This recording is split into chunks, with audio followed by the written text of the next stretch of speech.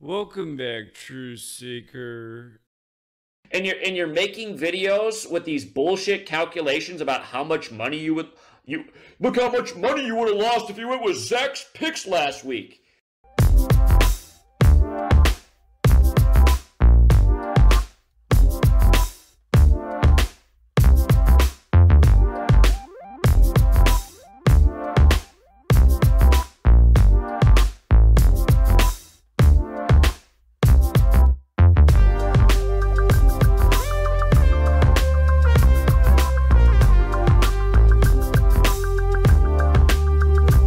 First time I ever did a price hike, but to me, you know, even if it's still a bargain rate, I mean, if you look into how much work I put in each month and how much decoding it is, I mean, you're getting a killer deal at both prices. We'll give it another try.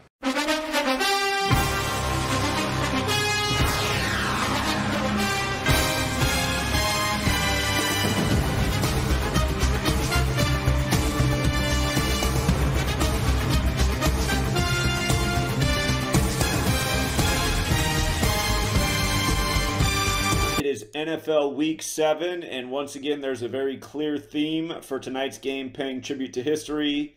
It's Andrew Jackson. It's Week 7. He was the 7th U.S. president. Jacksonville's named after Andrew Jackson. The Saints, the main attraction there in New Orleans, is Jackson Square, named after Andrew Jackson. We've seen Andrew Jackson paid tribute to in these teams' games before. The way it seems that it can get paid tribute to the most tonight is if the Saints win. The Saints would get the 48th home win of the year. Andrew Jackson equals 48 in the most pure cipher. And then what's pretty amazing is that Andrew Jackson, his birthday is the Ides of March, March 15th. From his birthday to tonight's game is 218 days later. And if the Saints won tonight, they would become 218 and 218 at home in the regular season. Pretty interesting Andrew Jackson tribute to start Week 7 if the Saints do win. So I lean that way. It's just the Andrew Jackson and 218 thing seems to be, it's 218 in both records. It's like, it's perfect. How about shut the fuck up, morons? I'm not wrong about anything. I suspect once I finish the Sunday games, we'll have a good week this week. Usually Week 7 is a good week. Well, we're gonna find out. What I did this week is I just, at the end, I did the scales and just essentially going through everything that's there and lining up the narratives on each side. I mean, this is what I'm saying. You're not making any picks, my man. And this is why so many people say stuff about you. You're a deceiver. The Browns and the Colts game. A Colts win would give Watson his 30th loss and keep him on 15 road wins. Colts equals 15 and 30. It would also keep Minshew on 17 losses and 7 home losses in Week 7. On top of that, the Colts would improve to 2-2 at home on the 22nd, and Cleveland would fall to 3-3, Cleveland 33. You know, weighing the scales looks a little bit better for the Colts, in my opinion. I mean, I've been absolutely correct about everything I came with. And for every troll who tried to take a clip of that and then show things I've been wrong about, you're a moron. I've been right about everything. The Bills and the Patriots. A Bills win would keep Allen on 17 road losses in Week 7, and it would keep Mac Jones on 17 wins. It would also keep McDermott on 37 losses. Patriots equals 37. At the same time, it would give Belichick his 171st loss, which is the 18th triangular number, Bills 18, and his 126th loss with New England, where Buffalo's 126. Furthermore, the Bills would pick up their 82nd win versus the AFC East, where New England Patriots is 82. They would also pick up their 4th straight win in New England. I'm right about everything. Commanders at Giants. When you weigh the scales, it doesn't look too bad here for the Giants. The Giants win would make them 2-5 for the year on the day leaving 70 days in the year. Giants 25-70, and on a date with 39 numerology, New York 39. It would also keep them on 70 regular season losses versus Washington, plus the Commanders would fall to 2-2 away on the 22nd. On top of that, the Commanders can get their 39th loss in Week 7. Of course, we know New York's 39. I should also write here, the date numerology is also 39. And the Giants can get their 57th win in Week 7. Commanders 57. The Giants can also end their 4-game losing streak. And Ron Rivera can stay on 25 wins with Washington. Of course, Giants 25. So Giants got a little value and seemingly have some decent numbers on their side. Historically, 25 is a good number. The Falcons at the Bucks, our other 25 team, the Falcons. If the Bucks win, they can get their 4th straight win at home over the Falcons. Again, Week 7, 4th prime, and improve to 2-2 at home for the season on the 22nd. Of course, Tampa Bay also equals 79, the 22nd prime. That would make Mayfield 22-15 at home. He'd stay on 15 losses versus Atlanta, the 15 city. And it would give Bulls, the Tampa coach, his 38th win. Falcons is 38. It would also give the Falcons their 33rd loss in NFL Week 7. Tampa Bay's 137, the 33rd prime. I'm not a greedy person. I don't say, here, to get my sports picks, you got to pay $500 a month, even though they're worth that. You know, they're worth that. If the Lions did win tomorrow, they would be 6-1. The last time the Lions were 6-1 was 1956. You know what's interesting about that then? Tomorrow's games are 56 days before the Pope's birthday. I think that's probably the top narrative. I think I got to flip this one around. Now that we got the 1956 thing, 56 days before the Pope's birthday, I think that's the top narrative. I got to flip it around. I think that's the more interesting narrative now. I've been predicting the future for over 9 years straight accurately. I get annoyed when people are like, hey, your predictions are nowhere near Nostradamus. You know what, you guys? This is not a false statement. I could wipe my ass with the name Nostradamus. Literally. Literally. And Packers at Broncos. If Packers win, Russell Wilson will get his 70th regular season loss on the day, leaving 70 days left in the year, and his 77th all-time loss, Green Bay 77. He will also get his 17th loss with the Broncos and 7th home loss, again, 17, the 7th prime. The Packers will also improve to 2-2 away on the 22nd, and the Broncos will fall to 6-8-1 versus the Packers. Denver equals 68. But yeah, ever since Russell Wilson's gone to Denver, a lot of narratives have gone against him, and he's lost a lot of games, and not much has gone in his favor. People want to focus on the things where I've been wrong, you know? Why? The Chargers and the Chiefs. If the Chiefs win, they will get their 4th straight win in the series. Again, Week 7, 4th prime. Andy Reid will also get his 253rd win on the 22nd. 253 is the 22nd triangular number. And Staley will get his 19th loss. Kansas City 67, the 19th prime. And Mahomes can improve to 70-17 in the regular season. Again, there's 70 days left in the year. 17 goes with Week 7. He can also improve to 3-2 at home versus the Chargers, Kansas City and Chiefs 32, while Herbert can fall to 2-2 at Kansas City on the 22nd. The Chiefs would also improve to 3-1 at home for the year, Chiefs 31. Dolphins and Eagles, we have a battle of the Alabama quarterbacks, and it's very possible that Alabama 13 hits. Remember, Jalen Hurts was the Alabama quarterback. He got benched in the championship game at halftime while Alabama was down 0-13. Tua came in wearing number 13 and led Alabama to the championship. And funny enough, this is Tua's 41st game. In this game, if Hurts loses, he would get his 13th loss. He'd stay on 13 home wins. And then in the Week 7, the Dolphins can get their 13th road win, and the Eagles can pick up their 13th home loss. And then the one other Alabama thing, Alabama equals 13 in the most pure. Alabama also equals 158. If Hurts loses, he'll be 15-8 at home all time. So yeah, you know, you got that Alabama thing that could really go in Tua's favor, who again, he got the better of that narrative too when they were on the same Alabama team in the championship. He was the hero and Hurts was not. It's the 13 quarterbacks from Alabama, so that could be the storyline here.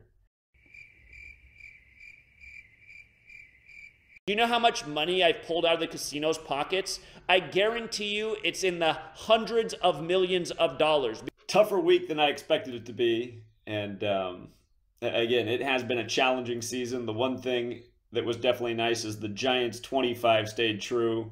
If you looked at the way the games were written out, two of the most heavily weighted games were the Bears to win and the Giants to win, and they both did, but there were a lot of games that were, it looked like leaning better another way that did not come through, so still waiting for that first great week. But yeah, my first thought was Jacksonville, but then when I looked at the numbers and saw the 218 thing, that seemed like the stronger narrative. And that's kind of defined how my season's been just from a decoding standpoint. A lot of the way the numbers have lined up this year have like gone against my instinct, and it's shown because it has been easily the worst season of decoding NFL football to date. And part of the problem is also just things like Houston. We're 1-3 in Houston 31 rituals. It's like they've beat us 3 out of the 4 times. They're 3-1 against us. Gee, that's too bad. Yeah, too bad. But yeah, just there's been a lot of narratives that didn't look that bad this year that we were on the wrong side of. That earlier one this year synced up with Huey P. Newton 213 days from his birthday when the Panthers could have got their 213th win as a franchise. There's just been some things where the research was there, but the outcome was not. Oh, but baby. Yeah, I'm thinking about opening up a contest so if we can find out who's still using the knowledge in a community and staying hot. There are some people who claim to be.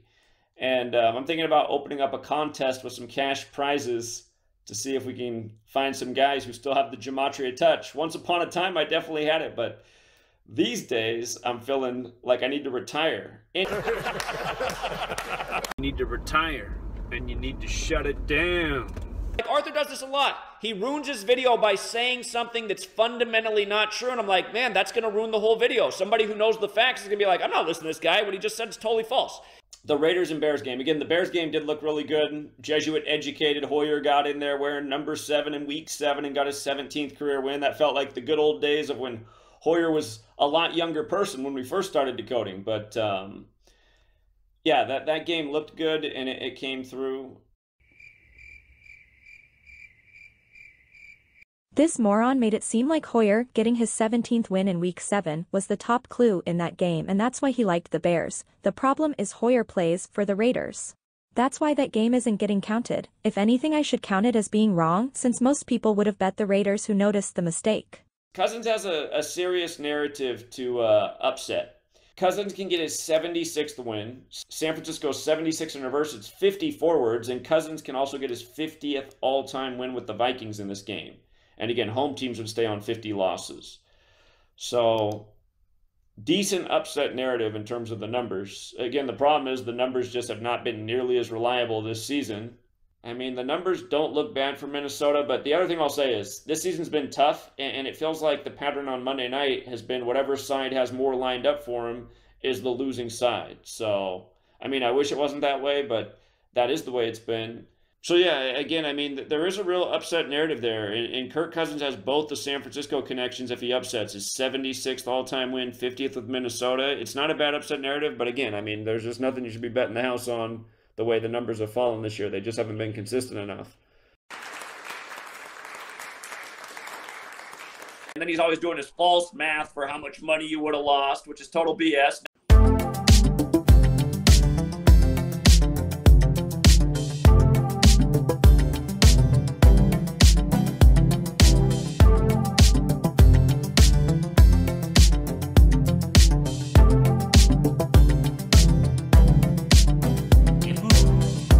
Congrats to the winners. Yeah, we hit the bookie nice. I suspect once I finish the Sunday games, we'll have a good week this week. Usually week 7 is a good week. Another wrong prediction. You've been going with my picks this season. You've been doing just fine. You did straight bets on every game I like this year. You've hit some big upsets, and you've won a lot. Anybody who says otherwise is a fucking loser and fraud.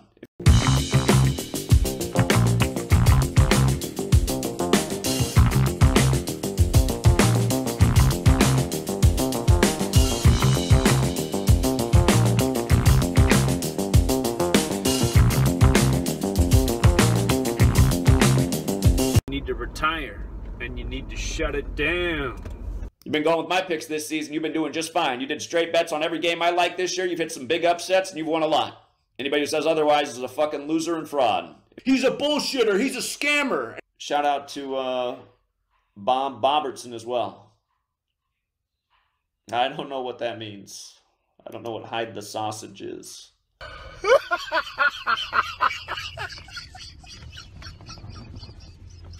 But yeah, also at the same time, I'm going to do a live stream here, possibly as soon as tomorrow, about why this NFL season has been the most frustrating ever to decode.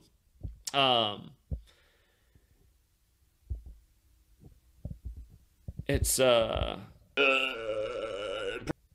again, things have become more challenging as time's gone on because they're aware that we're aware.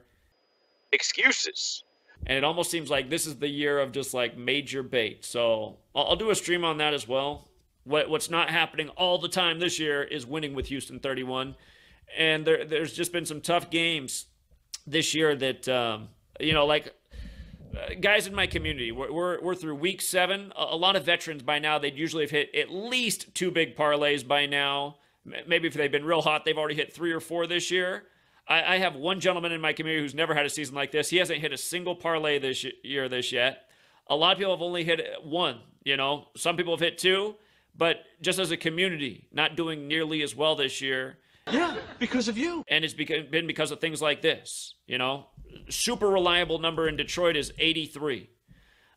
Pete Carroll had a narrative earlier this year. He could have got his 83rd loss in Detroit. Detroit, Michigan equals 83. It's on the 83rd meridian.